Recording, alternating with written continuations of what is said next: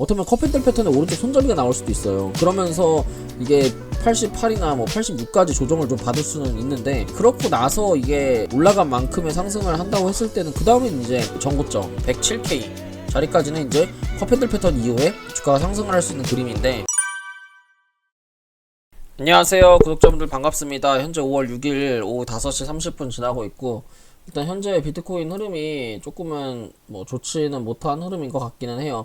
근데 지금 비트코인이 어쨌든 일봉상에서 계속 이제 저점 추세를 지켜주고 있는 건 맞거든요. 어제도 원래 음봉으로 밀어버릴 수 있었던 자리였는데 이제 그 양봉으로 만들어주면서 양봉으로 마감을 하면서 어쨌든 양봉으로 마감을 잘했고, 그리고 이제 93.9K 자리를 계속 일봉상 저점 추세를 지지를 해주고 있는 구간이라서 지금 현재 흐름이 나쁘진 않아요. 다만 이게 지금 그 이제 계속 말씀드렸던 88K 자리까지도 이게 비트코인 조정을 좀 받을 수 있는 건 항상 염두를 해주면서 매매를 하는 게 좋고, 지금 자리에서 이게 비트코인이 우리가 매매를 하는 시드를 지금 자리에서는 한 30% 정도만 매매를 하는 게 유리하고요. 그러고 이제 밑으로 내려왔을 때는 알트코인들을 위주로 이제 한 70% 이상 88, 86 요 자리 내려오면 이 자리에서는 이제 비중을 좀 태워서 매매를 해도 되는 구간이에요. 그래서 이게 무조건 비트코인이 오르고 내리고, 이게 우리가 비트코인 매매나 뭐 주식 매매나 마찬가지지만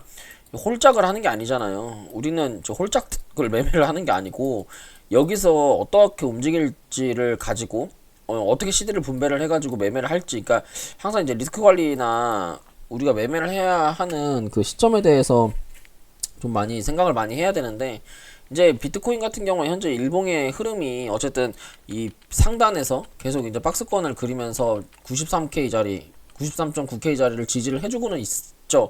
그래서 뭐 이게 막 이 자리에서 바로 이렇게 밀릴 것 같지는 않아요. 지금 여기서도 보면 이제 94K 자리 요 저점 추세 닿으면 닿을수록 계속 아래 꼬리를 달아가지고 지금 이렇게 어떻게 보면 방어를 지지를 좀 잘 해주고 있는 움직임을 보여주고는 있는데, 이게 미국 나스닥이 지금 현재 뭐 아직 개장을 안 했지만 어제도 그 장초에는 많이 올라간 모습을 보여주다가 장 막판에 이제 밀리는 모습을 좀 보여줬더라고요. 그래가지고 이게 나스닥이 지금 일봉 자리가 어쨌든 나스닥이랑 비트코인이랑 거의 뭐 그 커플링으로 움직이는 경향이 좀 많이 있는데, 나스닥 같은 경우에 지금 보시면 일봉상에서 이 구름 매물대 저항을 맞아가지고 밑으로는 어떻게 보면 나스닥 월봉이 19,000포인트까지 내려갈 수가 있어요. 19,000포인트까지 내려간다는 거는 지금 자리에서부터 거의 한 4% 정도 하락을 한다는 소리거든요.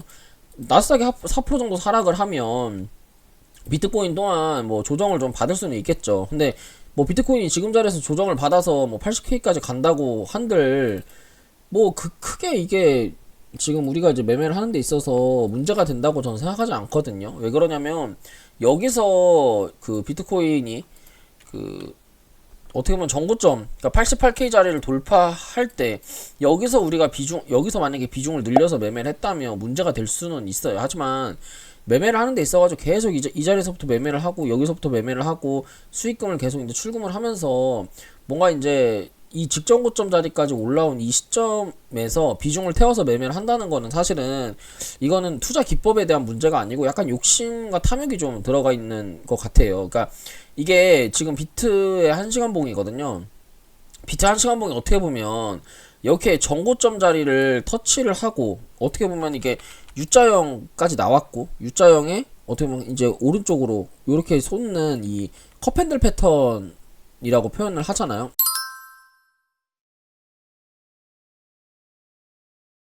이런 이제 컵핸들 패턴의 U자형까지는 정확하게 나왔고, 거기서부터 이제 고점이 낮아지고 저점이 낮아지는 요런 어떻게 보면 컵핸들 패턴의 오른쪽 손잡이가 나올 수도 있어요. 그러면서 이게 88이나 뭐 86까지 조정을 좀 받을 수는 있는데, 근데 이제 그렇고 나서 이게 바닥에서부터 올라간 만큼의 상승을 한다고 했을 때는 그 다음 갈 수 있는 단가는 여기죠.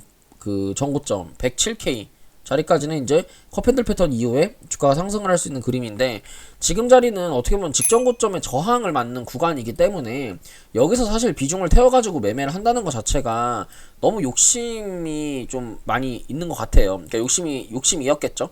그래서 지금 보시면 비트코인이 요 자리 추세선 보이시나요?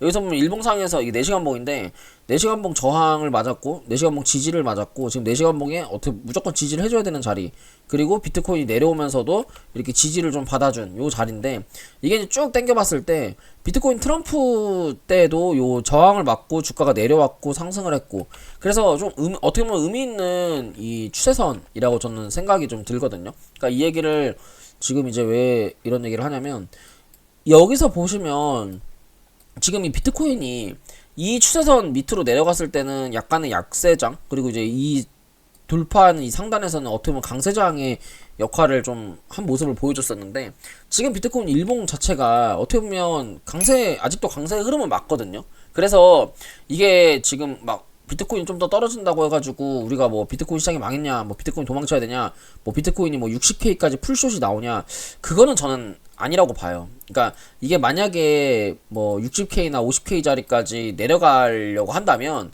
요 상단선에서부터 뭐 내려갈 수는 있겠죠. 어떻게 보면은 이게 만약에 고점이다, 이게 고점이에요, 예를 들어서 고점이다라는 전제 하에 우리가 패턴 분석을 할 때 N자 파동 이 상단에 나왔다가 슈팅이 나왔고 N자가 눌려서 슈팅이 나온다면, 그러면 이거는 여기서 하락한 만큼의 추가적인 하락이 가능하거든요. 그러면 이제 59K까지 내려갈 수 있어요. 아마 다른 그 하락을 예상하는 사람들의 분석은 아마 이러지 않을까 싶어요. 이게 상승 쪽으로 바라보는 게 아니고 완벽한 하락 쪽으로 바라본다면 N자 파동이 하락 N자가 이런 식으로 출현을 할 거고, 그렇게 되면 이게 뭐 어떻게 보면은 헤드앤숄더의 패턴처럼 볼 수도 있겠죠. 헤드앤숄더라고 하면 왼쪽이 나오고 머리가 나오고 오른쪽이 나오고 하락을 하는, 그래서 전체적으로 이 상승 파동이 어떻게 보면 사실은 이제 비트코인이 여기서부터 많이 올랐잖아요. 여기 2023년 9월 달부터 비트코인이 좀 많이 상승을 했기 때문에 이 상승을 한 게 상승 1파, 그리고 이제 2파, 3파 나오고 헤드앤숄더 나오고 하락하는, 뭐 요렇게 이제 볼 수도 있어요. 그러면 이제 우리가 생각하는 불장이나 우리가 원하는 불장은 없고 비트코인이 뭐 61K나 뭐 40K 뭐 이렇게 되면 극단적으로 뭐 30K까지도 가겠죠. 왜냐면 헤드앤숄더 1, 2, 3이 나오고 하락,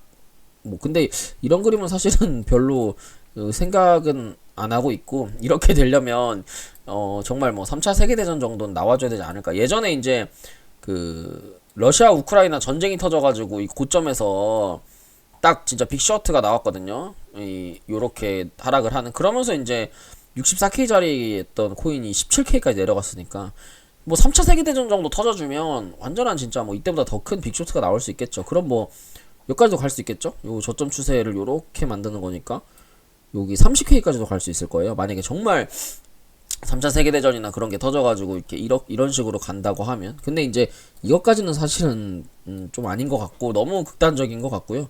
어쨌든 지금 결론 말씀을 드리면 지금 자리가 굉장히 중요한 지지 저항 자리다. 그래서 여기가 절대로 깨지면 안 되고, 이거를 이제 1시간 그 지표로 좀 설정을 해놓고 보면 1시간봉 상에서 이 고점 저항을 맞는 자리, 그리고 어떻게 보면 94K 자리를 지지를 하고 있는 모습인데, 이게 지금 일목균형표 구름 매물대랑 그 역배열 이평선이랑 전부 다 이제 저항을 막고 있는 구간이라서 여기서 사실 이거를 딱 치고 올리기가 쉽지 않은 것 같아요. 그래서 조금 이거를 뭐 바닥으로 매물대를 소화를 하면서 밑으로 매물대를 소화하면서 이렇게 들어 올리려고 하는 건지, 어쨌든 만약에 이거를 94K 자리가 깨져버린다고 하면 92.5K라도 지지를 해주고 들어 올려야 되거든요.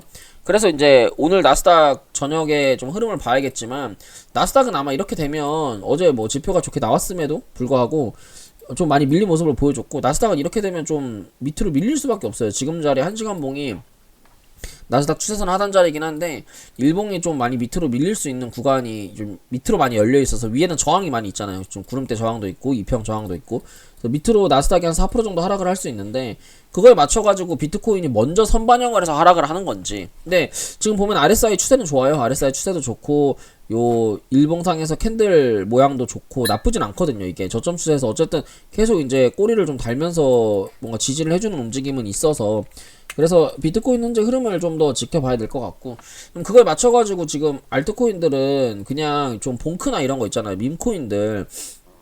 어차피 이게 비트코인이 다시 이제 추세 반전이 나오면 그 밈코인들 위주로 좀 많이 오르겠죠. 그래서 여러분들이 그동안 관심 있었던 밈코인들 있잖아요. 근데 좀 솔직히 시바이누 같은 거는 좀 비추고요.